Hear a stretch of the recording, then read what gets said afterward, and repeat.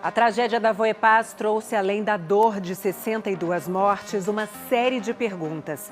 O Fantástico foi até a Áustria para entrar num simulador de ATR-500, o mesmo modelo do acidente em Vinhedo, e tentar compreender melhor o que aconteceu no último dia 9. Como funcionam os mecanismos para proteger o avião do acúmulo de gelo. A reportagem é de Álvaro Pereira Júnior e Wellington Almeida. Repare no detalhe. Até a arquitetura do prédio lembra uma asa de avião. Faz sentido, porque nesse hangar de beira de estrada, em frente a um tranquilo milharal, as pessoas respiram aviação 24 horas por dia, 7 dias por semana. E é para esse lugar que nunca fecha que a gente veio, aqui na Áustria, pertinho da fronteira com a Eslováquia. Nós vamos entrar num simulador do ATR-72-500, que é exatamente o modelo que caiu no Brasil. Quem está nos esperando é um piloto super experiente. Ele próprio já foi investigador de acidentes aéreos durante 15 anos. E nessa conversa e nessa demonstração, a gente vai focar num ponto. Quais são os mecanismos que o ATR tem para se prevenir e se proteger da formação de gelo em rota? Aqui funcionam 5 simuladores, 2 deles de ATR. Somando todos os aviões que já pilotou, o austríaco Dieter Reisinger tem 18 mil horas de voo. Ele é piloto de testes de ATR, mas também domina aviões de grande porte. Na noite de sexta-feira passada, ia comandar um Boeing 787 de Viena, capital da Áustria, para Nova York. Mas poucas horas antes de cruzar o Atlântico, a missão do comandante Dieter era com a nossa equipe, neste simulador super realista, de última geração. Ele instrui os operadores. Já estamos no ar. Agora, o comandante Dieter vai explicar pra gente as condições de voo a 17 mil pés naquele momento em que antecedeu o acidente. 17 mil pés são cerca de 5.200 metros. Estamos em voo de cruzeiro, a 420 km por hora no piloto automático. Tudo normal. Ele passa mais instruções aos técnicos. Coloque nuvens aqui na frente, mas por enquanto sem gelo. Como está lá fora? A umidade é visível com temperatura bem abaixo de zero, então é esperado que apareça gelo. Como piloto, eu preciso agir. Começam as providências. É assim que fazem os pilotos bem treinados num avião em que os sistemas funcionam. Para o acidente da Voie Paz, o acúmulo de gelo é a principal hipótese. Porque há 30 anos aconteceu nos Estados Unidos um desastre parecido, causado pelo gelo. E porque havia relatos de muito gelo na rota do ATR que caiu em Vinhedo. No simulador, o comandante Dieter explica que são 3 níveis de ações contra o gelo. A primeira deve ser tomada logo depois da decolagem.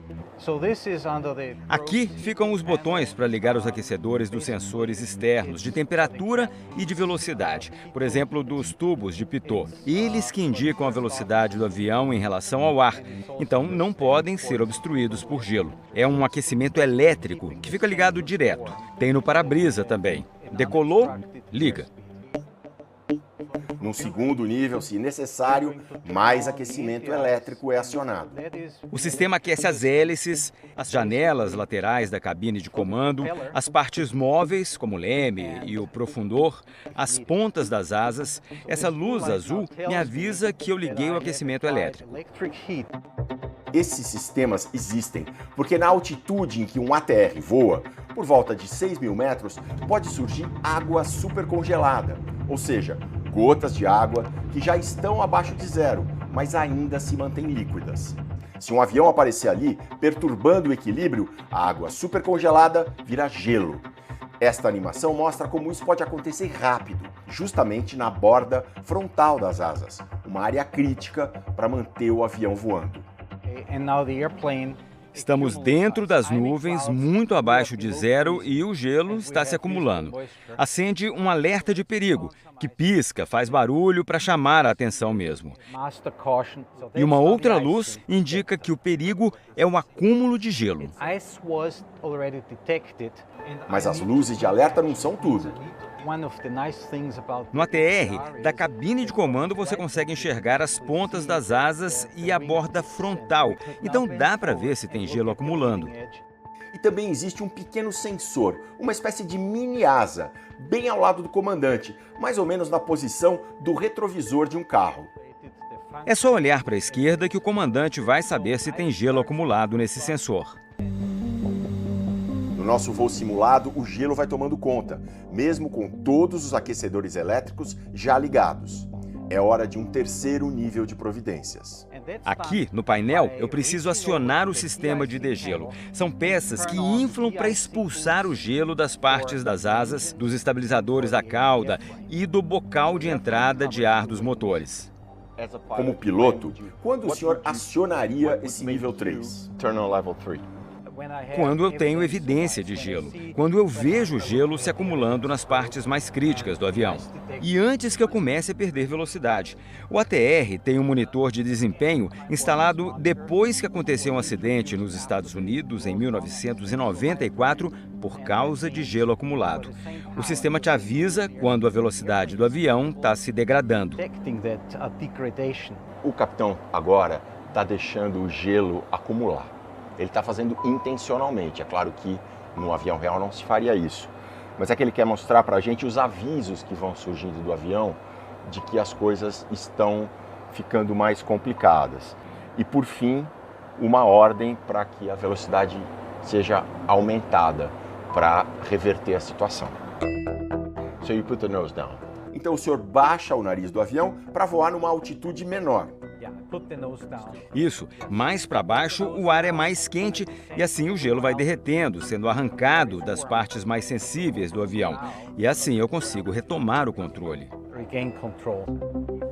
Mas vamos supor que por alguma razão os sistemas de aquecimento não funcionaram e que os pilotos também não tenham baixado a altitude. E aí o gelo acumula, o que acontece com o avião?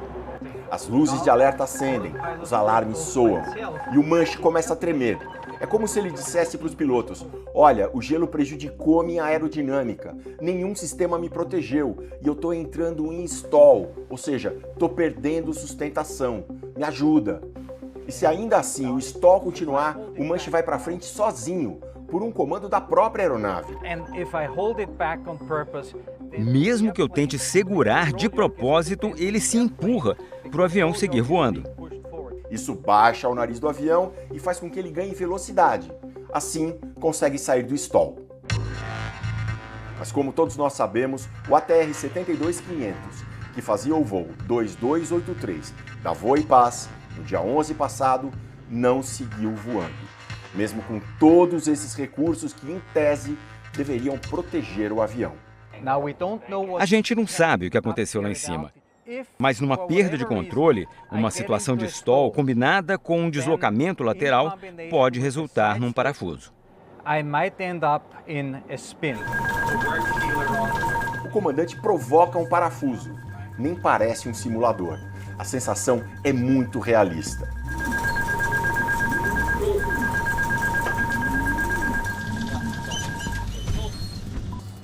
Mas o experiente aviador faz uma ressalva muito importante. Aviões com mais de um motor nem passam por testes entrando em parafuso. Com tantos sistemas de proteção, tantos alarmes, um parafuso é um evento muito improvável. E sair de um parafuso de simulador seria relativamente fácil. Então a gente estaria ensinando uma coisa errada para os pilotos, muito diferente da situação real. Por isso, esse parafuso que simulamos aqui não chegou a ser igual ao que aconteceu no Brasil. Depois de tudo que a gente aprendeu com o comandante Dita ali no simulador, deu para perceber claramente que o acúmulo de gelo é uma situação que requer muitos cuidados da parte dos pilotos. E isso quando está funcionando tudo direitinho no avião. Imagina então se os sistemas não estiverem 100%. Como neste caso. A foto obtida pela produção do Fantástico é de julho de 2023, do mesmo avião que caiu em Vinhedo. Está escrito inoperative, ou seja, inoperante, nos sistemas de degelo, aquelas peças que inflam para expulsar o gelo das áreas críticas do avião. Mesma coisa nesta outra fotografia de outro avião da Voipaz. Sistema de degelo inoperante. Já esta foto sem data registra um ATR com o indicador do nível de combustível inoperante. Nesta última imagem, vemos um dispositivo crucial para um voo seguro, o monitor do desempenho do avião. O piloto gira um seletor para indicar o peso total da aeronave e o sistema vai informando se o desempenho no ar está correto, se o gelo não está prejudicando o voo. Só que aqui falta o botão do seletor. O sistema criado justamente para aumentar a segurança contra o gelo teve problema nesse avião da Voipaz. O Fantástico apurou que a foto foi feita no dia 1º de agosto, quando o botão do seletor caiu durante um voo. E isso aconteceu, de novo, no mesmo avião do acidente em Vinhedo, menos de 10 dias antes da queda. Em nota, a Voipaz disse que as falhas do sistema antigelo da aeronave PS-VPB, detectadas em julho do ano passado, foram todas sanadas. Afirma também que durante a operação do voo 2283, todos os sistemas estavam em funcionamento e que somente as investigações oficiais poderão apontar as causas do acidente. Vamos voltar para o simulador. Com a sua experiência de 15 anos como investigador de acidentes, quais as primeiras coisas que o senhor pesquisaria nesse caso do Brasil? Tem que ver as condições técnicas do avião e também o treinamento dos pilotos. Quando foi o último treino com os equipamentos de antigelo e degelo? Mas me parece que eles eram experientes.